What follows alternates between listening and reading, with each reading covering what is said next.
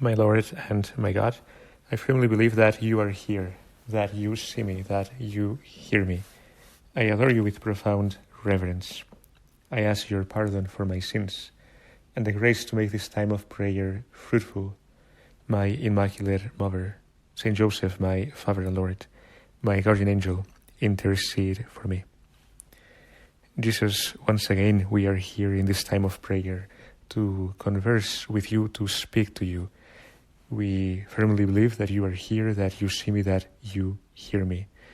You, Jesus, you are our hope. We hope in you. And this is the topic of our time of prayer, hope.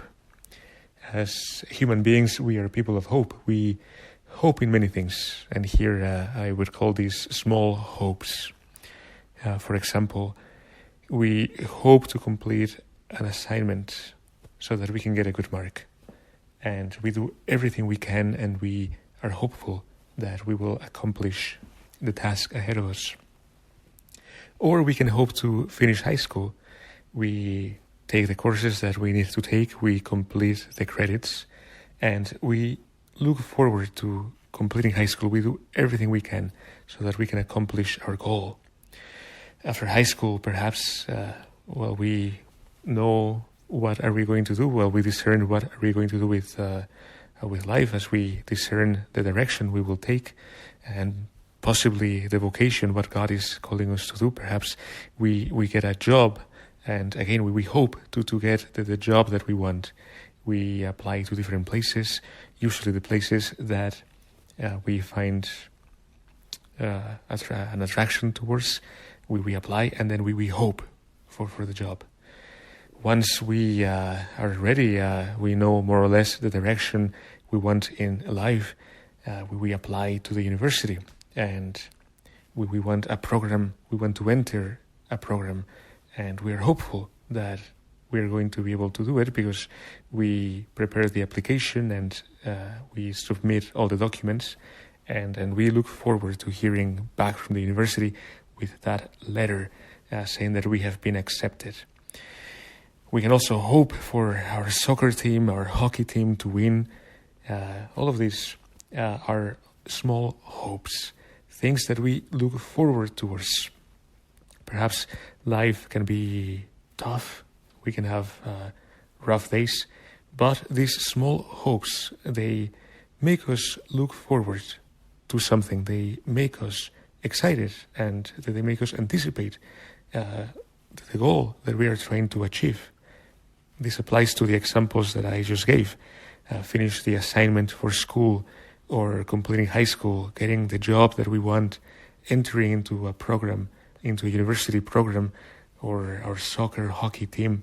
All of these are small hopes that no matter how tough life is, even if we're having a difficult time, we have these small hopes, and they give us the motivation to move forward.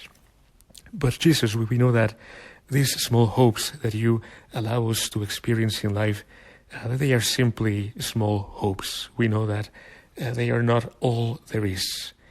We know that there is a bigger hope with capital H. And all of these hopes, these small hopes, that they, in a way, they point towards this big hope.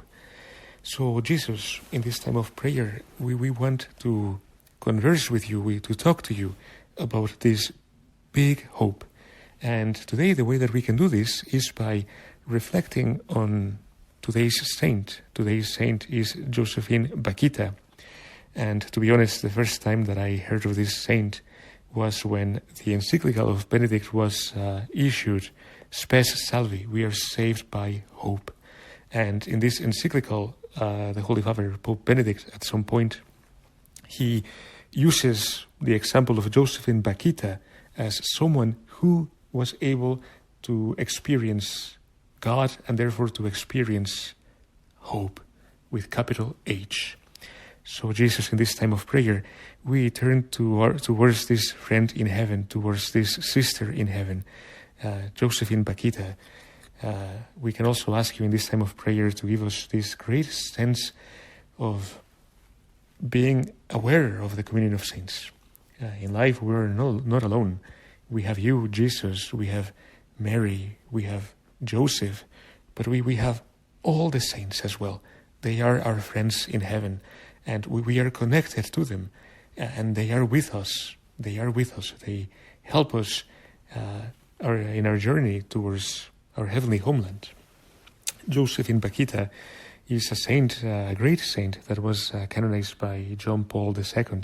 She was born many, many years ago in 1969. In fact, it is said that Bakhita herself did not know the exact day, the precise date when she was born, but we know around 1869, and she was born in Sudan. When she was only 9 years of age, she was kidnapped by slave traders. Just imagine, a 9-year-old, and she's at home, and one day, kidnappers come, they take her, because they want to sell her as a slave. And she was sold many times. And in this, when she was sold many times, I believe it was 5 times, she was beaten again and again and again. And she was not simply beaten lightly, she was beaten until she bled. Eventually, she became a slave of a mother, and she became the slave for the mother and the wife of a general. And again, these new masters, they treated her even worse. They flogged her day after day until she bled. And as a result, this Bakhita, she carried with her for the rest of her life 144 scars. Again, just imagine, she's 9, she's kidnapped, she's sold into slavery, she has, a few masters, and they're all cruel to her. They are very cruel. Finally, she was bought by an Italian family, and this Italian family eventually returned to Italy.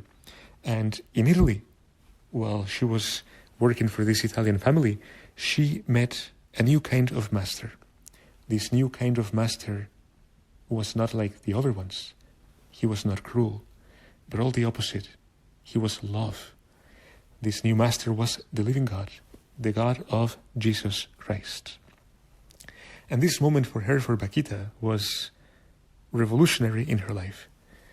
All her life, she was trying to hope for a master that would be kind to her, that would be sympathetic and would not be cruel to her. Finally, in Italy, she found this master. She came to understand that this master, the one true God, the God of Jesus Christ, is above all masters.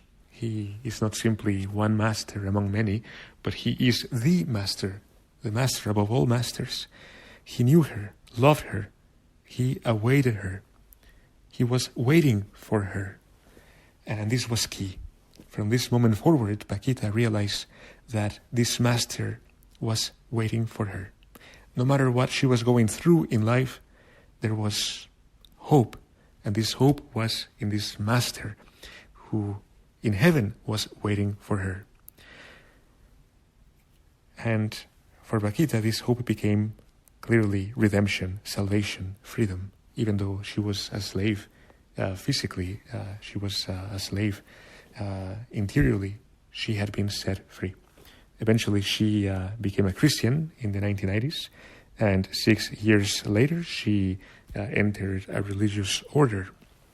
So Jesus, we are reflecting on the story of this great saint to help us understand that we, like Bakhita, we also need to align all the small hopes that we have in life towards the big hope, hope with capital H. And this is you. You are our hope.